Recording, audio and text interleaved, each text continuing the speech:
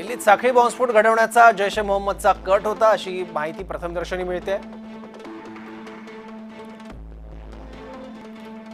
मात्र जम्मू आणि काश्मीर पोलिसांच्या हरियाणातील रविवारच्या कारवाईनंतर उमर मोहम्मद घाबरला।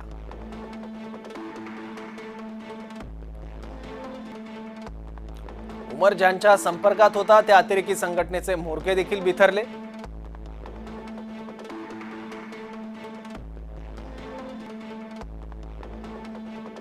बिथरलेल्या अवस्थेत सोमवारी सकाळी उमर I-20 कार घेऊन दिल्लीकडे निघाला।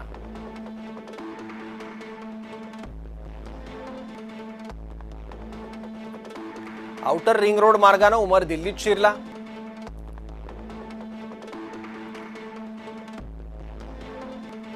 दुपारी 3:19 लाल किल्ल्यासमोरील पार्किंग लॉटमध्ये कारने प्रवेश केला।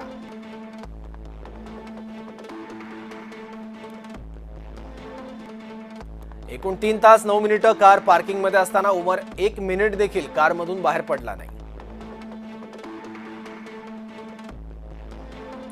याचाच अर्थ एकतर तो कोणाची तरी वाट पाहत होता किंवा आदेशाच्या प्रतीक्षेत होता।